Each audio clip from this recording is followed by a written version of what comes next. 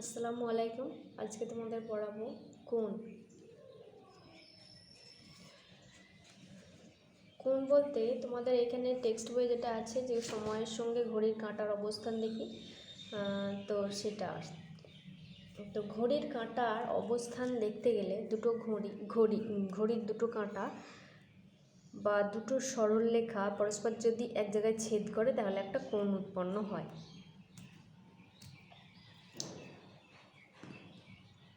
তাহলে এই যে ঘড়ির কাঁটাগুলো যখন বিভিন্ন অবস্থানে রয়েছে তখন তাদের মধ্যে কত ডিগ্রি কোণ করেছে। যখন বেলা বারোটা বাজছে মানে 12টার ঘরে ঘন্টার কাঁটাও থাকবে এবং মিনিটের কাঁটাও 12টার ঘরে থাকছে। তাহলে এই দুটো কাঁটা একটার উপর আর একটা রয়েছে, তাহলে তখন তারা 0 ডিগ্রি কোণ করেছে। আবার যখন 3টে বাজছে তখন তারা 3টে বাজছে মানে যখন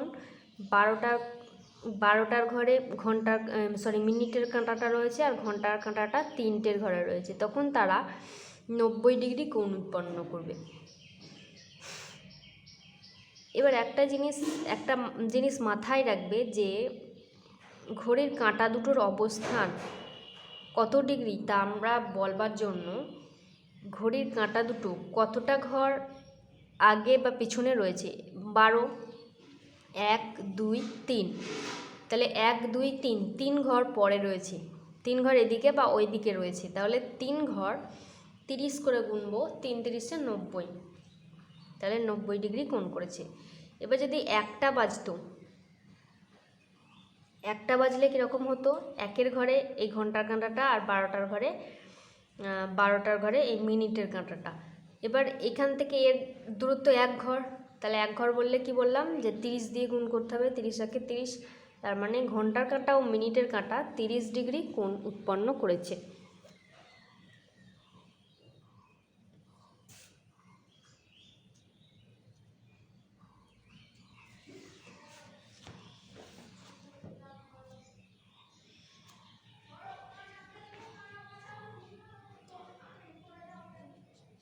কোণ। এবার জ্যামিতি বাক্সে যে অর্ধবৃত্তাকার যন্ত্রটা থাকে তার নাম চাঁদা।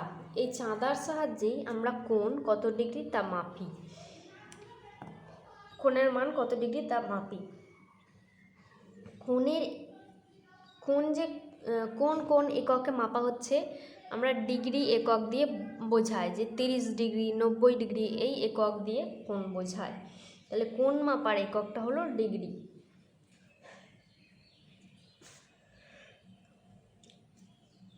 তারপরে এবার কোণের মান অনুসারে কোণকে আবার কয়েকটা ভাগে ভাগ করা হয়েছে। যেমন 0 এর পর থেকে 90 ডিগ্রি এর কম বা 90 ডিগ্রি এর আগে পর্যন্ত কোণকে সূক্ষ্ম কোণ বলা হচ্ছে।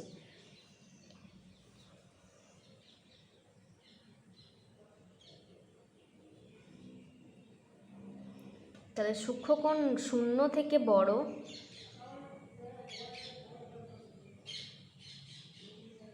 কিন্তু 90 থেকে ছোট।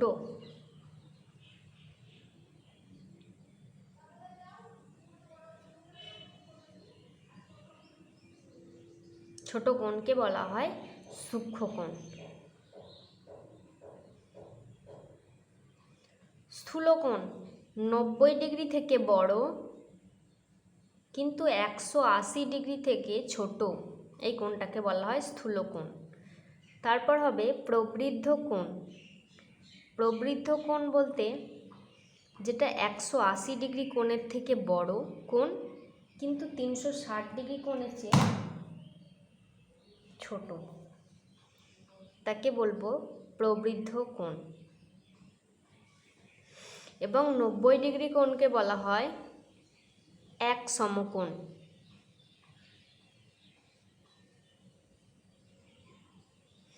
180 ডিগ্রি কোণকে বলা হয় এক সরল কোণ। এক সমকোণ বা 90 ডিগ্রি দেখতে কীরকম হয়, এই যে দেখেছো যখন ঘড়ির কাঁটা 3টে যখন বাজে, বেলা 3টে যখন বাজে তখন ঘড়ির কাঁটা ঘন্টার কাঁটা 3-এর ঘরে মিনিটের কাঁটাটা 12 ঘরে থাকে, তখন এরা পরস্পর 90 ডিগ্রি কোণ করে। তাহলে 90 ডিগ্রি কোণ আর কোথায় দেখতে পাওয়া যায়?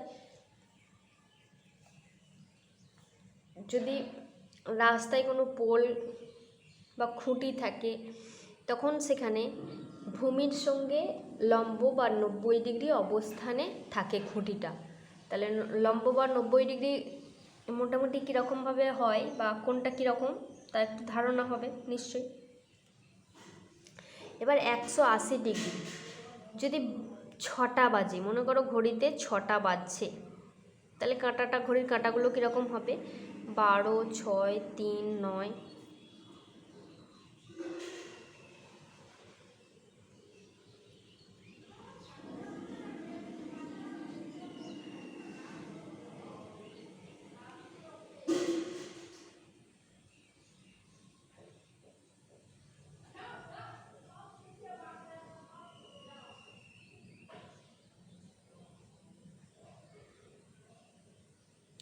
যখন 6টা বাজছে তাহলে ঘন্টার কাঁটাটা তখন 6-এর ঘরে আর মিনিটের কাঁটাটা 12-র ঘরে। তখন দেখো এরা পরস্পর বিপরীত দিকে মুখ করে রয়েছে। এই দিক দিয়ে বললেও 180 হবে, এদিক দিয়ে বললেও যে কোনো এক দিক দিয়ে আমি যদি বলি এই কোণটার মান হচ্ছে 180 ডিগ্রি। এটা দেখতে একটা সরলরেখার মতো দেখাচ্ছে। এই যে কোণটা উৎপন্ন করেছে, তখন এই দুটো সরলরেখা একটাই সরলরেখার মতো দেখাচ্ছে, না এটা সরলকোণ বলে নাম দেওয়া হলো। তাহলে সরলকোণ বলতে কি বোঝাচ্ছে? দুটো সরলরেখা একটা একদিকে মুখ করে থাকলে আর একটা ঠিক উল্টো দিকে মুখ করে রয়েছে, তখন এই যে কোণটা উৎপন্ন হচ্ছে তখন 180 ডিগ্রি বা এক সরলকোণ উৎপন্ন হচ্ছে। এবার কোণকে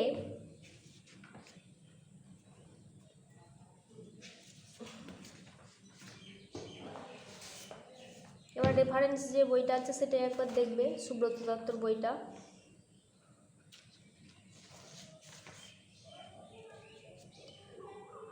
সন্নিহিত কোণ রয়েছে। সন্নিহিত কোণ মানে একটা আর একটার উপর লেগে রয়েছে সেরকম কোণ সন্নিহিত কোণের। তাহলে দুটো কোণের একটা সাধারণ বাহু থাকবে এবং একটা সাধারণ শীর্ষবিন্দু থাকবে। একটা সাধারণ শীর্ষবিন্দু বলতে দুজনের একটাই শীর্ষবিন্দু রয়েছে, দুজনের একটা করেই শীর্ষবিন্দু রয়েছে, সেই শীর্ষবিন্দুটা সাধারণ। এরও শীর্ষবিন্দু যেটা, ওরও শীর্ষবিন্দুই ওটাই। তাহলে সেই কোণটা কীরকম হচ্ছে?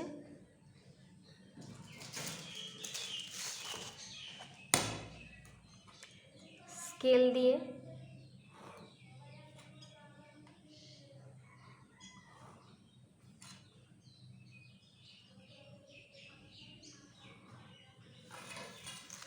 এই একটা কোণ আর এই একটা কোণ, এর দুজনের সাধারণ যে বাহুটা এটা, আর সাধারণ শীর্ষবিন্দু এটা।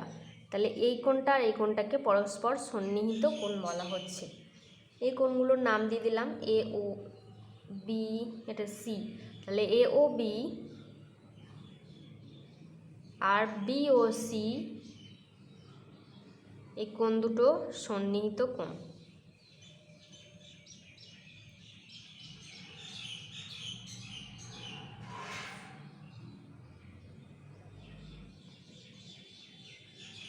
যখন আমি কোণ লিখছি তখন আমরা এই কোণ চিহ্নটা এই কোণের মতোই একটা চিহ্ন দিয়ে দিচ্ছি, যাতে আমরা বুঝতে পারি যে এ ও বি একটা কোণ বোঝাচ্ছে।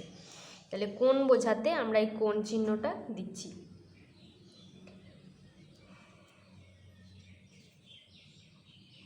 পূরক কোণ আর সম্পূরক কোণ কাকে বলে? একটা আর একটা পূরক কোণ কখন হবে আর সম্পূরক কোণ কখন হবে?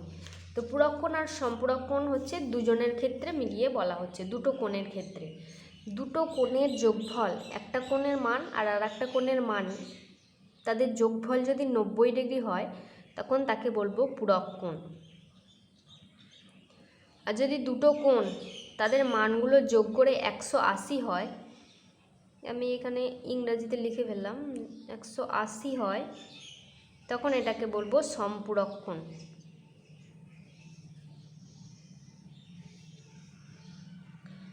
নব্বই ডিগ্রি আর দুটো কোণের যোগফল যদি 90 ডিগ্রি হয় তাহলে তাকে বলবো পূরক কোণ, আর দুটো কোণের যোগফল যদি 180 হয় তাকে বলবো সম্পূরক কোণ।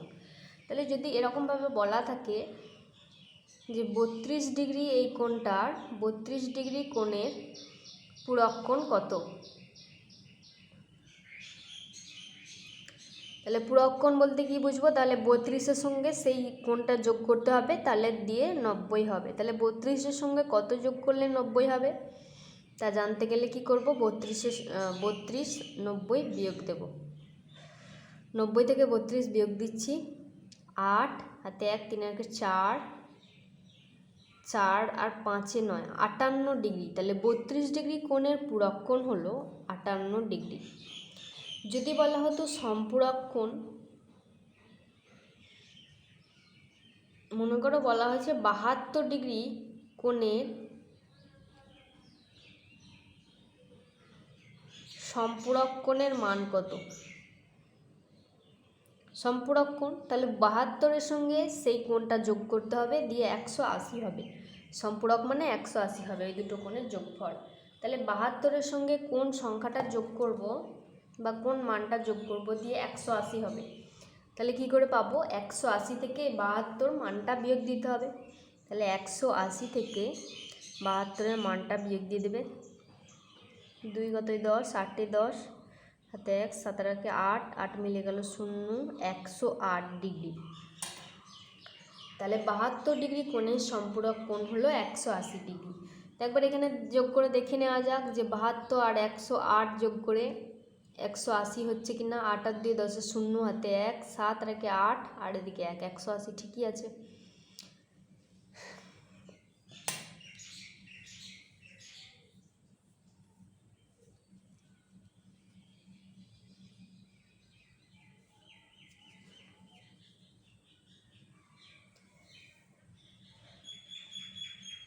এই কোণ চ্যাপ্টারটা পড়ানোর পর আমি চলে যাচ্ছি ত্রিভুজ চ্যাপ্টারে।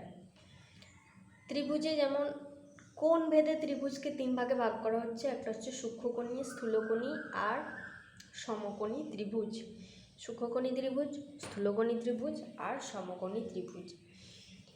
ত্রিভুজের যে কোনো দুটো কোণ অবশ্যই সূক্ষ্মকোণ হবে। এবার বাকি কোণগুলো বাকি আর একটা কোণ পড়ে রয়েছে, সেই কোণটা সূক্ষ্মকোণ, স্থূলকোণ বা সমকোণ হতে পারে। সেই বাকি কোণটার মান অনুসারে আমাদের ত্রিভুজগুলোর নাম দেওয়া হয়েছে সূক্ষ্মকোণী, স্থূলকোণী আর সমকোণী ত্রিভুজ।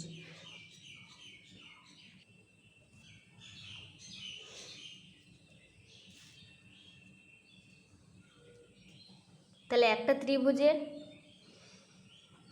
দুটো কোণ অবশ্যই সূক্ষ্মকোণ হচ্ছে, আর একটা কোণ হিসাবে সূক্ষ্মকোণী বা স্থূলকোণী বা সমকোণী ত্রিভুজ বলা হচ্ছে। এই যে এই ত্রিভুজটার এই দুটো কোণ সূক্ষ্মকোণ, এই ত্রিভুজটার এই দুটো কোণ সূক্ষ্মকোণ, এই ত্রিভুজটার এই দুটো কোণ সূক্ষ্মকোণ। বাকি যেই কোণটা সেই কোণটাকে নিয়ে নাম দেওয়া হচ্ছে, এই কোণটা হলো সূক্ষ্মকোণ। তাহলে যে ত্রিভুজের 3টি কোণই সূক্ষ্মকোণ তাকে বলা হয় সূক্ষ্মকোণী ত্রিভুজ।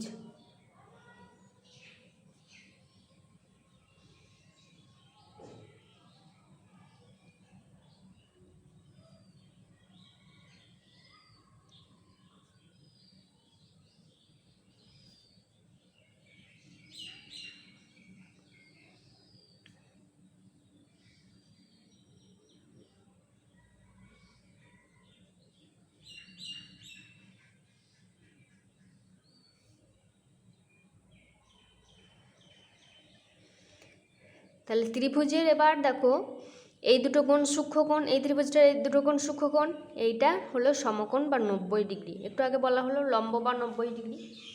তাহলে এই কোণটা যখন লম্ব বা 90 ডিগ্রি বা সমকোণ, 90 ডিগ্রিকে এক সমকোণ বলা হয়, তাহলে তখন এই ত্রিভুজটার নাম দেওয়া হলো সমকোণী ত্রিভুজ। তাহলে যে ত্রিভুজের একটি কোণ সমকোণ, আর বাকি দুটো কোণের কথা বলার দরকার নেই, সবাই বুঝে যাবে বা যে জানি কোন সম্বন্ধে তাহলে সে নিজেই বুঝতে পারবে বাকি দুটো কোণ সূক্ষ্মকোণ।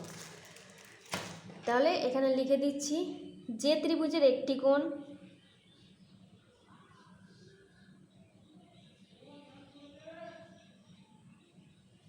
সমকোণ তাকে সমকোণী ত্রিভুজ বলে।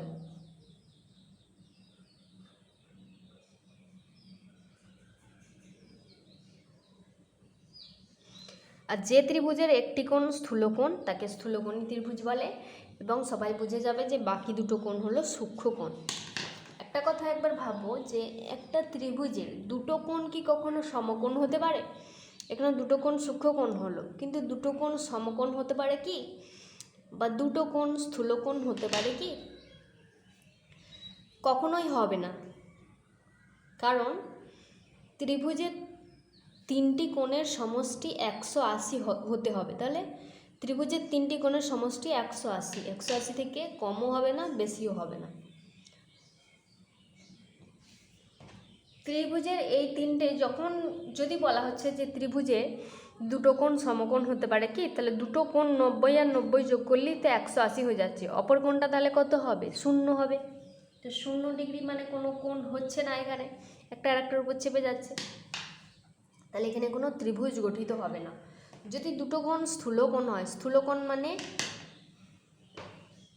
90 ডিগ্রির চেয়ে বড়, তাহলে যদি 90 ডিগ্রির চেয়ে বড় হয় 91 আর 91, তাহলে তো 180 বেশি হয়ে যাচ্ছে। ত্রিভুজের তিনটি কোণের সমষ্টি হতে হবে 180, 180 বেশি হয়ে যাচ্ছে, তাহলে সেও হবে না। ত্রিভুজের দুটি কোণের মান সমকোণ হওয়া সম্ভব নয়, দুটি তো হবেই না, দুটি তো হবে না, আর তিনটে তো একদমই হবে না। তিনটে কোণ যোগ করলে 3 9 27, 270 ডিগ্রি হবে, অনেকটাই বেশি হয়ে যাচ্ছে, আরোই হবে না। তাহলে একটা ত্রিভুজে কখনো দুটো বা তিনটে সমকোণও হতে পারে না, আর স্থূলকোণও হতে পারে না।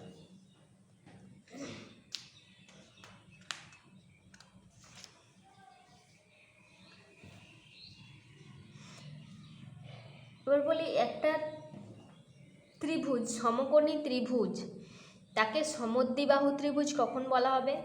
যদি একটি সমকোণী ত্রিভুজের এই সমকোণ সংলগ্ন দুটো বাহু সমান হয়, তাহলে সমদ্বিবাহু হয়ে যাবে, তাহলে সেই ত্রিভুজকে বলা হয় সমকোণী সমদ্বিবাহু ত্রিভুজ।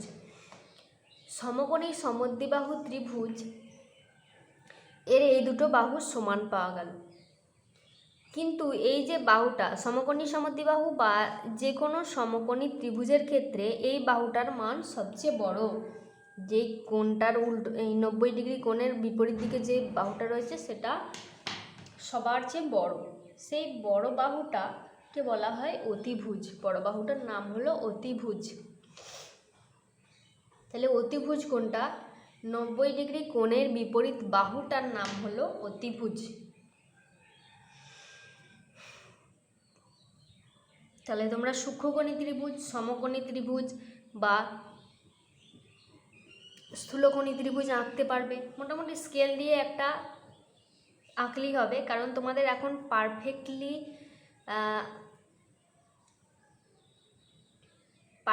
90 ডিগ্রি করে সমকোণী ত্রিভুজ আঁকতে হবে এরকম কোনো কথা নেই। চাঁদা দিয়ে 90 ডিগ্রিটা আঁকবে, একটা সরল রেখার ওপর চাঁদা দিয়ে 90 ডিগ্রি কোণ আঁকলে, কোণ আঁকার পর জুড়ে দিচ্ছ, তাহলে একটা সমকোণী ত্রিভুজ হয়ে যাচ্ছে।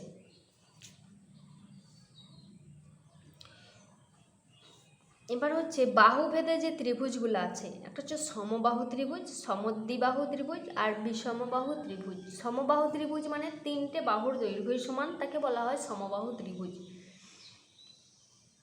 সমদ্বিবাহু, দেখো প্রত্যেক কথাগুলো মানে প্রত্যেকটা ওয়ার্ডে সমবাহু বা সমদ্বিবাহু বা বিষমবাহু প্রত্যেকটাতে ওয়ার্ডগুলোতেই দেখো বাহু বাহু করে লেখা আছে, তার মানে এখানে বাহু ভেদেই করা হচ্ছে।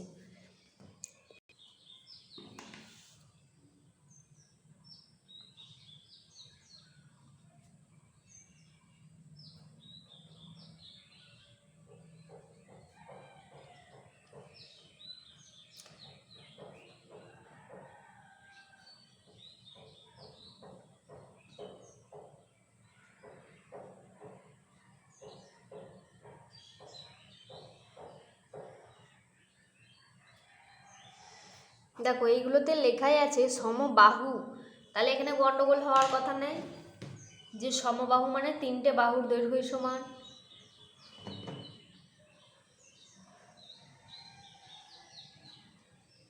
সমদ্বিবাহু ত্রিভুজ মানে যে ত্রিভুজের দুটি বাহুর দৈর্ঘ্য সমান তাকে বলা হয় সমদ্বিবাহু ত্রিভুজ। আর যে ত্রিভুজের কোনো বাহুর দৈর্ঘ্যই সমান নয় প্রত্যেকটা বাহুর দৈর্ঘ্যের মান আলাদা আলাদা, তাকে বলা হয় বিষম বাহু ত্রিভুজ। এবার কিছু কিছু ক্ষেত্রে ত্রিভুজের বাহুগুলোর মান কত কত হলে সেই ত্রিভুজটার চিত্র অঙ্কন করা যাবে। ত্রিভুজের যে কোনো দুটো বাহুর দৈর্ঘ্যের যোগফল তৃতীয় বাহু অপেক্ষা বেশি হতে হবে। তাহলে একটা ত্রিভুজের মনে করি দৈর্ঘ্যগুলো হলো 3, 7 আর 10 সেন্টিমিটার করে, একক করে, সেন্টিমিটার হোক মিটার হোক যাই হোক, 3 একক, 7 একক এবং 10 একক। তাহলে কি এই ত্রিভুজ অঙ্কন করা যাবে? দেখো আমি কি বললাম যে কোনো দুটো বাহুর যোগফল, আমি এই দুটো বাহু যোগ করছি, 10 আর 7 17, 17টা 3-এর চেয়ে বড়, তাহলে বেশ এই সূত্রটা খাটলো। এবার দেখছি 3 আর 10 যোগ করে 10 আর 3 13, 7-এর চেয়ে বড়, ঠিকই আছে। তাহলে এবার এইটা এটা যোগ করছি, 7 আর 3 10, আর এটা হলো তৃতীয় বাহুটা হচ্ছে 10, তাহলে 10 আর এই প্রথম দুটো বাহুর যোগফল 10। তাহলে এই 10-এর মানের চেয়ে এই মানটা বড় হতে পারলো না। তৃতীয় বাহুর চেয়ে বড় যদি হতে পারতো তখন ত্রিভুজ অঙ্কন করা যেত। এই তৃতীয় বাহুর সমান যদি ওই অন্য বাহু দুটোর যোগফল সমানও হয়ে যায় এবং কম হয়ে যায় তাহলে ত্রিভুজ অঙ্কন করা সম্ভব নয়।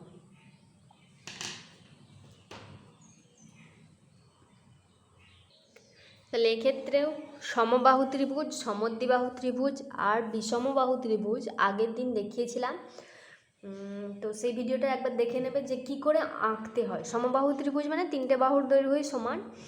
তো পেন্সিল কম্পাসের সাহায্যে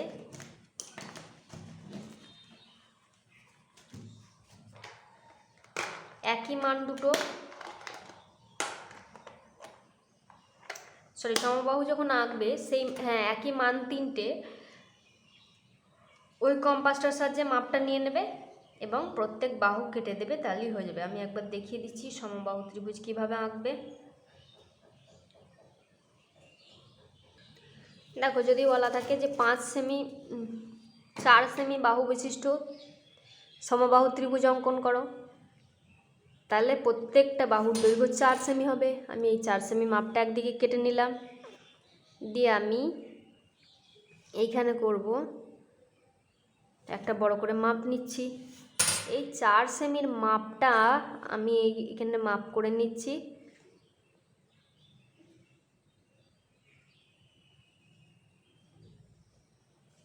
একবার এইদিকে বসিয়ে কাটবো, এই যে এটা এখান থেকে এতটা, তাহলে 4 সেমি হয়ে গেল।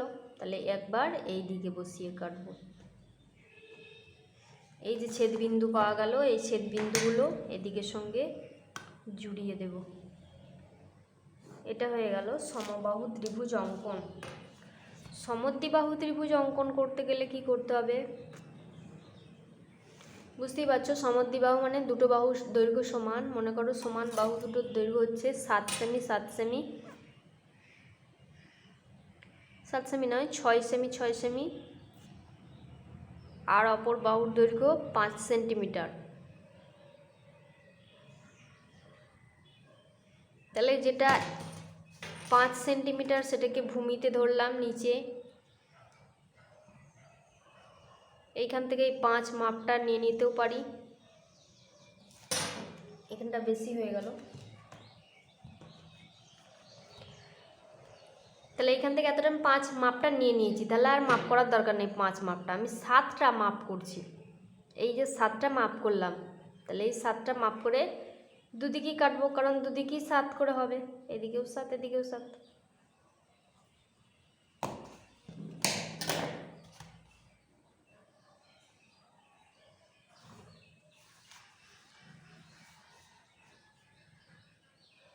তাহলে এটা একটা সমদ্বিবাহু ত্রিভুজ অঙ্কন হয়ে গেল।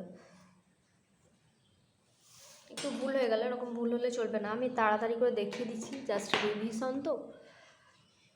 তারপর হবে বিষমবাহু ত্রিভুজ। বিষমবাহু ত্রিভুজের ক্ষেত্রে কী করতে হবে, 3টে বাহুর মানই আলাদা আলাদা।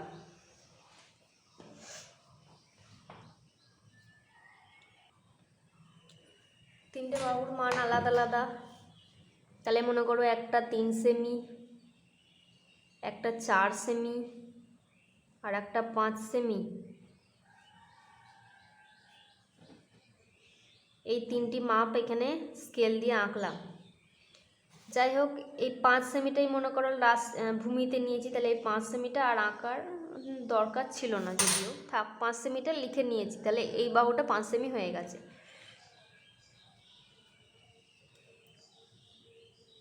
এইখান থেকে এইটা নেব, এই মানটা এই দিকে বসিয়েছি, তাহলে আর একটা মান এইখান থেকে এতটা, এটা অন্য দিক থেকে বসাবো, এই দিক থেকে বসিয়ে দেব। এবার যোগ করে দেওয়ার পালা।